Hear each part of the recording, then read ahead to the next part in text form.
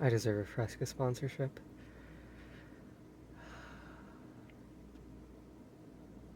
Hi, everybody. Welcome to another Mr. Men and Little Miss reading. Oh, I love Fresca so much. It's been a long time since I've had Fresca. I love Fresca. You guys want to hear some really sad news? You do, because you're a captive audience and you can't actually engage with this video until hours after I film this. The Fresca drawer in our fridge now has to be shared with my father's high caffeine Coke. Not like there's a Coca-Cola that's in like a tall can that's like high energy. My dad doesn't like energy drinks, but he has like caffeinated pop because sometimes you need energy. Um, it's really sad that I have to share the Fresca drawer now, but we get what we get. Cheers to that. We will be reading Mr. Noisy today. Oh, the burps have begun. We're reading Mr. Oh, was that loud? There was a spike in the audio. What the heck? Anyways, we'll be reading Mr. Noisy today. Um, I'm hyped.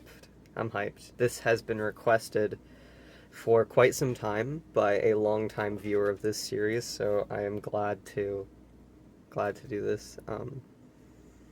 We'll see. This is also one of the books that so I have all the Mr. Men books and all Miss books. At least all of the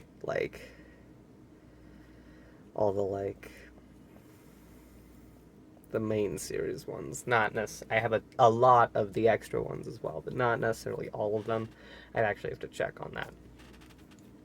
Regardless, I have a lot of them, and as a kid, I had a lot of them. But then, over in like I don't even remember when I decided to collect the rest of them for funsies. But I did, and Mr. Noisy is one of the ones that I distinctly remember having as a kid and reading, especially reading with my old babysitter Caitlin. Shout out to her; she's a real one. Cheers to her. My mother is home. I don't have to answer that. If this was plan update style, I'd go answer that, and you'd have your reflection time with your own grandmothers. Fat bet it is my grandmother though. Um, I would bet. Anyways, Mr. Noisy by Roger Hargraves. I have spent enough time lollygagging, and this is I think one of the ones that was actually written by Roger.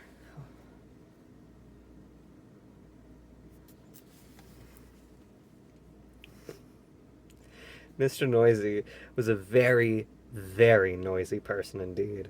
For example, if Mr. Noisy were reading this story to you, he'd be shouting at the top of his voice. And the top of Mr. Noisy's voice is a very loud place. You can hear it 100 miles away. That's a lot. Um, the reason that I had such a shocked face was I wasn't expecting the picture in which he is reading a small copy of Mr. Noisy. That just caught me off guard because I wasn't expecting us to go meta. Regardless, though, that's pretty cool. And I believe it. This is good exposition, and it's an interesting way to let us get to know Mr. Noisy very quickly and very interestingly, because obviously it was very interesting because given my facial expression immediately. For example, when most people sneeze, you can hear them in the next room, but chew. When Mr. Noisy sneezes, you can hear him in the next country. Ay caramba.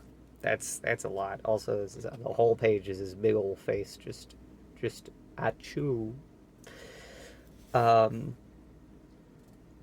damn.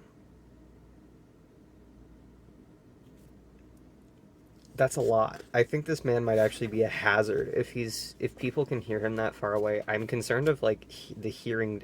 Wait, I was gonna say I'm concerned of the hearing damage for like the people in his neighborhood, but none of the Mr. Men or Little Miss have ears. They don't have ears. I don't think any of them have ears. Do any of them have ears? I don't think they have ears. I don't know. Okay, now we're getting into it. Now this story starts with Mr. Noisy asleep in his bed. I should move the mouse away so I don't accidentally click it with the Fresca can. Gee willikers. Now the story starts with Mr. Noisy asleep in bed, in his bedroom, in his house, which is on top of a hill. Side note, acoustics, everyone's gonna hear him. Why not put him in a valley so it's a bit more contained? Anyways, besides the point. He was snoring. And, as you can well imagine, when Mr. Noisy snores, that is a snore worth hearing. Sounds more like a herd of running elephants than a snore. I believe it. Here's Mr. Noisy sleeping. As we can see, he does take his big ol' shoes off to sleep. Everyone's questions have now been answered. And he's sleeping, mouth agape. His throat must be very dry.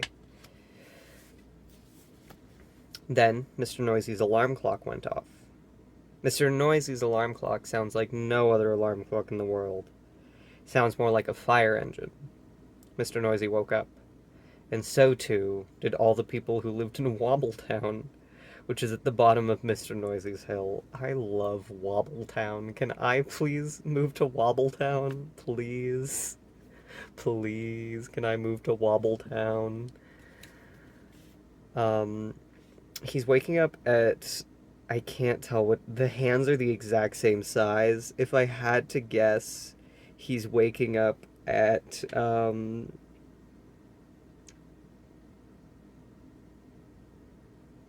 The hands aren't right. That's not an actual time. But if I had to guess, it would be 12:37. Also, why does his alarm clock have to be loud as well? Like, doesn't he hear regularly, or does he need other people to shout at him for him to hear them as well? Is that the problem? Anyway. Later that day, Mr. Noisy decided that he had to go shopping, and went out of the house, shutting the door behind him. Bang. The door wobbled. The house wobbled. The whole hill wobbled. Wobbletown wobbled. Even a bird flying high above Wobbletown wobbled. Everyone's wobbling. I guess it's like vibrating and making noise. I guess. Also, is he strong? Is it implied that he is both noisy and strong? Because that's not a given. Like, there's a Mr. Strong, who, by my understanding, is not noisy. Is Mr. Noisy the peak of... Is this what peak male perfection looks like? Anyways. Then Mr. Noisy walked down the hill. Clump, clump, clump. He walked into the baker's shop. Crash went the door as he opened it. Bang went the door as he shut it. I'd like to buy a loaf of bread, boomed Mr. Noisy to Miss Crumb, the baker. Mrs. Crumb trembled and sold him a loaf. I assume that he's not, like, new around town. I assume people know that he lives there. So it's not like they're scared of him. He's just like, oh, Mr. Noisy. I'm surprised they haven't, like, got him kicked out yet, because he's so noisy, and, like, that's, like, a public nuisance. But, I mean, good for them for being accommodating. Then Mr. Noisy walked along the street to the butcher. Clump, clump, clump. He walked into the butcher's shop. Crash went the door as he opened it. Bang went the door as he shut it. I'd like to buy a piece of meat, boomed Mr. Noisy to Mr. Bacon, the butcher. Mr. Bacon trembled and sold him some meat. Why not bacon? Why did he not sell Mr. Noisy bacon? Why is it so intentionally vague what kind of meat was sold to him? Also, that's a very specific butcher name. You would think it would be something a little more vague, other than just bacon if you're a butcher, you know, because I assume, dabble in a variety of meats. But anyways, he's noisy. He's noising?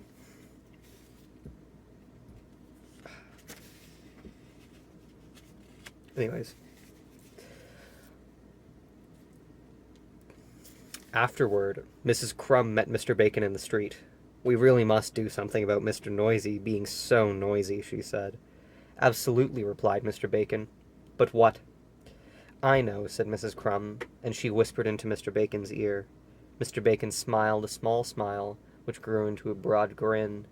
Mrs. Crumb, he said, I think you have the answer. He is clawing the carpet. This little rat in my house clawing the carpet while I am trying to read? It was Twiggy, by the way. Anyways. The following day, Mr. Noisy again went down to Wobbletown to shop. Why is he shopping 2 days in a row? Did you not get everything the first day? Also, what's your occupation? How do you have money? Do the Mr. Men have a universal basic income? What is their government like? I don't have answers. There's no point asking these questions. Clump, clump, clump. He went into Mrs. Crumb's shop. I'd like to buy a loaf of bread, he boomed. Sorry, what did you say? Asked Mrs. Crumb. Oh. Don't gaslight him. I'd like to buy a loaf of bread, he boomed. Sorry, what did you say? Asked Mrs. Crumb, pretending not to hear. I'd like to buy a loaf of bread, Mr. Noisy shouted. Sorry. Sorry, said Mrs. Crumb, putting her hand to her ear. Can you speak up, please? She's gonna, her eardrums are bleeding. I'd like a loaf of bread, roared Mr. Noisy. Can't hear you, replied Mrs. Crumb. Mr. Noisy gave up and went out. This is so mean. You're gaslighting him. You're gaslighting Mr. Noisy. What the heck? Mr. Noisy went into Mr. Bacon's shop. I'd like a piece of meat, Mr. Noisy boomed. Mr. Bacon pretended not to notice. I'd like a piece of meat, Mr. Noisy shouted. Did you say something? Asked Mr. Bacon. I said I'd like a piece of meat, roared Mr. Noisy. Pardon, said Mr. Bacon. Mr. Noisy gave up and went out and went home and went to bed hungry. You can't gaslight this poor guy. He is so sad. Is the worm in the same spot? The worm, okay, this is Wobbletown is in a conspiracy against Mr. Noisy. The worm is sad in this one. Mr. Noisy's happy. Mr. Noisy is sad in this one. The worm is happy. This is a conspiracy.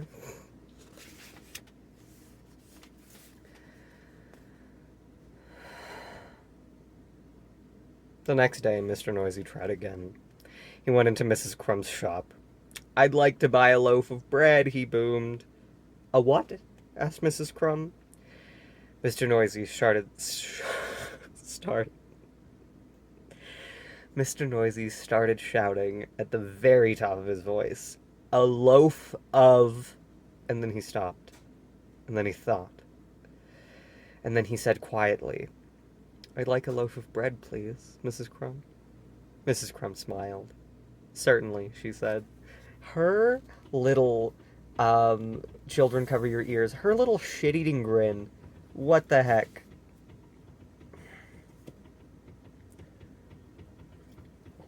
I get that Mr. Noisy had behavior that needed to be dealt with, but gaslighting him is not the way to deal with this.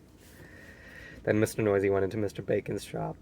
I'd like a piece of meat, he boomed. Did you say something? Asked Mr. Bacon. Yes, I did, shouted Mr. Noisy at the very, very top of his voice. I said I'd like a... And then he stopped. And then he thought. And then he said quietly, I'd like a piece of meat, please, Mr. Bacon. Mr. Bacon smiled. My pleasure, he said. The same grin. These people are cruel.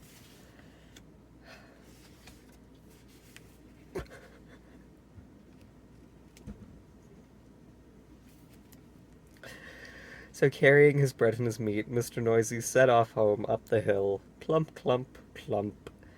And then he stopped, and he thought, and then do you know what he did? He tiptoed. A tiptoe was something Mr. Noisy had never ever tried before. It was fun. It looks like Michael Jackson. He's doing like the hee hee.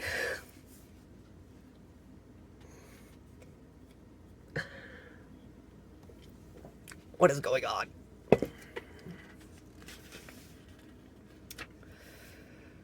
Alrighty.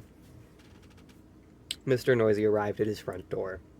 He put out his hand to open the door, and then he stopped, and then he thought. And then do you know what he did? He opened the door very quietly. He stepped inside, and then he shut the door very gently. Quietly and gently were two things Mr. Noisy had never tried before. Pardon me. Before either. They were fun too. Now he's lounging. Look at the guy, lounging. I mean, at least he's finding fulfillment in being quiet. You know, that's what counts.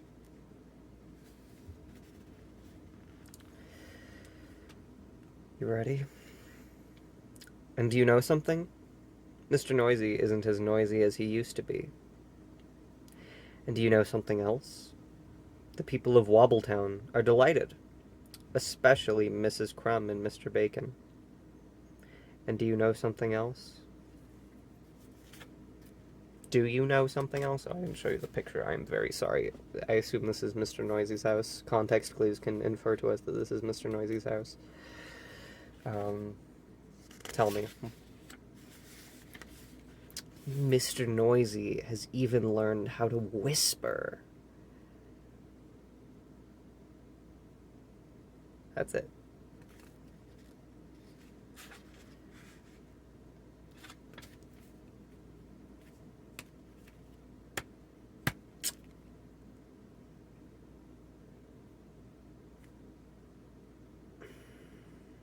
They finessed him. They gaslit him. And, like, he understands what he was doing. So it's not, like, true gaslighting of, like, you know, making him forever believe that he was in the wrong or that, like, he wasn't right. But still, you could have just talked to him. You could have just said, hey, could you lower your voice? We are begging. And he probably would have been like, okay. I'm not mad. I'm just...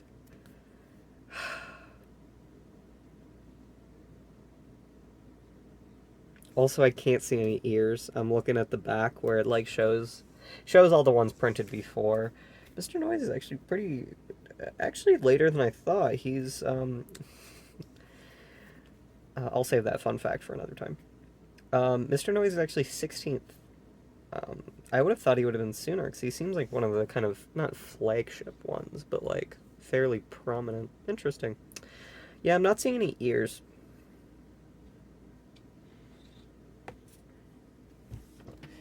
Who is that rapping at my chamber door? A rat.